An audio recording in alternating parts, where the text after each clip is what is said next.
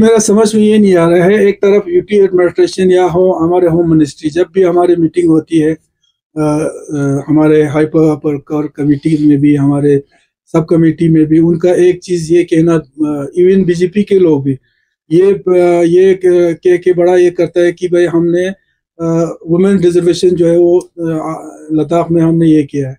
तो एक साइड से अभी ये लोग बोलता है हमने रिजर्वेशन दिया है वुमेन्स को, जब कि अभी तक उसका तो इम्प्लीमेंट भी नहीं है।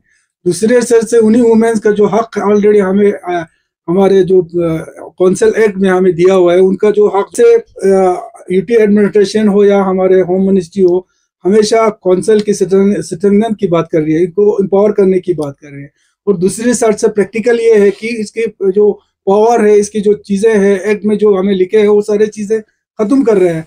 तो ये बहुत ही एक अनफॉर्चुनेट एक बात है।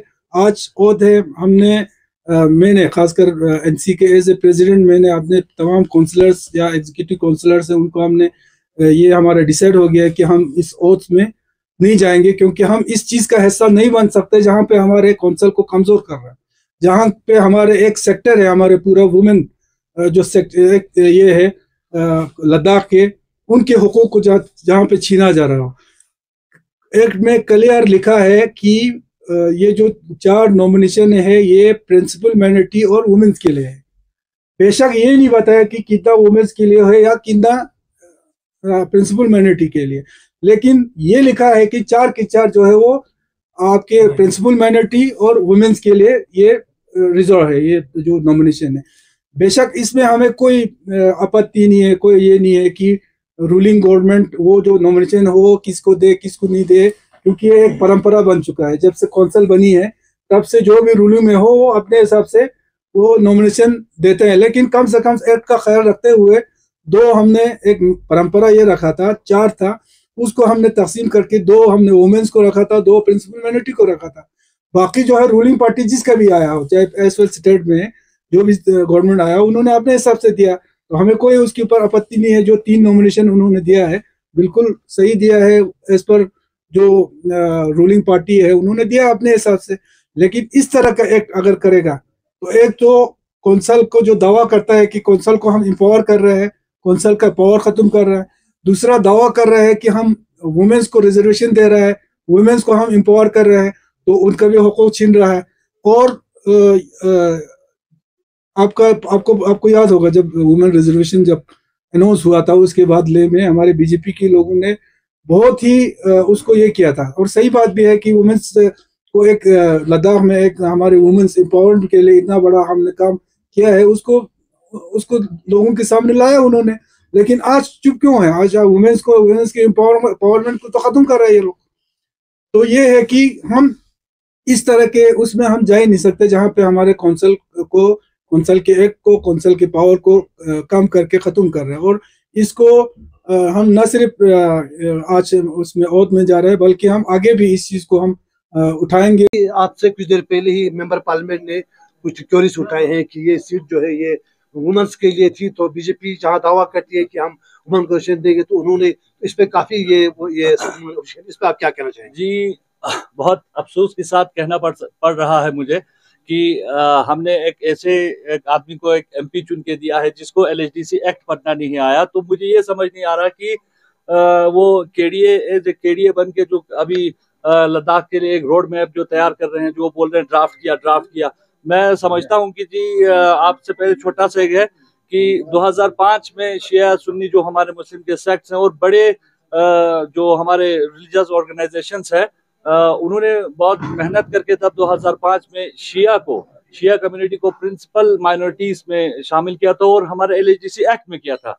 आज देखिए किस्मत का रोना, आज हमारे ही एमपी निकल के बोलता है कि हम ही प्रिंसिपल माइनॉरिटी में नहीं है, जो कि एक्ट उसको शायद पढ़ना नहीं आया। इसीलिए मैं कहता हूं कि हमें अफसोस है। और अब इसको देखते हुए मुझे लग रहा है कि एलएचडीसी एक्ट जिस बंदे को पढ़ना नहीं आया है वो आगे ड्राफ्ट क्या भेजेगा, और वो लद्दाख का फ्यूचर जो है केडीए की तरफ से क्या रिप्रेजेंट करेगा, मुझे इस बात का समझ नहीं आ रहा है। और इसके लिए अगर कोई भी अल्ट्रा वायरस या कोई इलीगैलिटी है इसमें, तो देयर इज ए कोर्ट कि हम कोर्ट में अगर कर सकते हैं, कोई इलीगैलिटी होगा तो मैं समझता हूं कि जितना पढ़ा लिखा हमारा एमपी होगा, जिस हिसाब से अभी तक तो मुझे नहीं लगता था, लेकिन जिस आदमी को एलएचडीसी एक्ट पढ़ना नहीं आया है वो आदमी हमारा फ्यूचर क्या ही डिसाइड करेगा और क्या ही वो ड्राफ्ट देगा। अभी तो लद्दाख का फ्यूचर ही हमें खतरे पे लगता है। और जिस तंजीमों ने, जिस रिलीजियस इंस्टीट्यूशंस ने अपनी कुर्बानियां देके 2005 में प्रिंसिपल रिलीजियस माइनॉरिटी में सुन्नीस और शियास दोनों को उसमें इन्वॉल्व किया था, जो एक्ट में लिखा हुआ है, आज हमारा ही कौम का बंदा निकल के हमें ही बता रहा है कि हम ही प्रिंसिपल माइनॉरिटीज में नहीं है। जहां तक वुमेन रिप्रेजेंटेशन का बात है, जो नुमो हकीमा हमारे यहाँ पे आपके सामने है, एलएचडीसी काउंसलर जो हमारे नॉमिनेटेड है, वो वुमेन रिप्रेजेंटेशन है। और जो अभी ड्राफ्ट हुआ है वुमेन रिप्रेजेंटेशन जो नए एलएचडीसी में होगा, that has to be implement यार। उसका अभी शायद उनको कानूनी टेक्निकलिटीज का नहीं पता होगा, तो शायद वो इस तरह से बोल रहा होगा। सर, एनसी कांग्रेस ने बाइकआउट किया है, इस पे आप क्या कहना सर जी, बीजेपी के साथ तो उनका हमेशा ही बाइकआउट रहा है, इलेक्शन के दौरान ही बाइकआउट रहा है। और मैं बहुत खुश हूँ, आप लोगों को मैं बता दूं मैं अपना रिजल्ट कि एनसी और कांग्रेस ने जब हमें बाइकआउट किया तब दोनों मिलके शायद उन्होंने हमें हराया था। तो ये तो उनका ट्रेंड है। अभी बिहार इलेक्शन आपको पता ही होगा, बिहार का रिजल्ट तो ये तो मतलब सोते जागते उठते बैठते कांग्रेस और एनसी का तो काम ही है कि बीजेपी को बाइकआउट करना। तो ये इसमें कोई बड़ी बात नहीं है। होगा फ्यूचर क्या स्ट्रेटजीज प्लानिंग रहेंगी सिर्फ खुद अपनी कॉन्स्टिट्यूएंसी के लिए, साथ इंशाल्लाह मैं आपको आपके लोगों के तो ये बताना चाहता हूँ कि आज तक जो हमारे नॉमिनेशन जो आए थे, जो कभी मतलब मैं आपको कहूँ, शेर बहुत खतरनाक होता है लेकिन जख्मी शेर बहुत खतरनाक होता है। मैं पिछले 10 साल से इस काउंसिल को इंतजार करते बैठा हूँ और इस काउंसिल को जितना आज एमपी साहब ने आज एक प्रेस कॉन्फ्रेंस दिया, मैं जिस एक्ट पे दिया, जिस सेक्शन में दिया, मैं आंख बंद करके बोल सकता हूँ क्या है क्या नहीं है।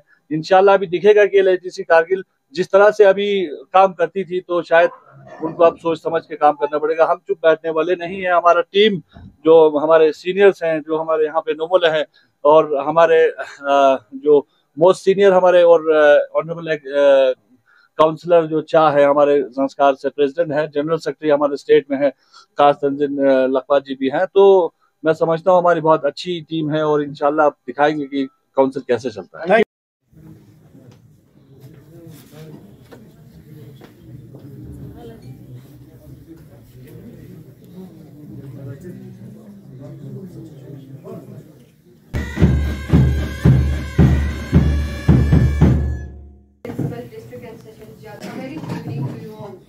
On behalf of Deputy Commissioner here at LHDC Kargil, it's my honor to welcome you all to this oath-taking ceremony of the nominated councillor of 5th LHDC Kargil of Shri Riaz Ahmed Khan, Advocate.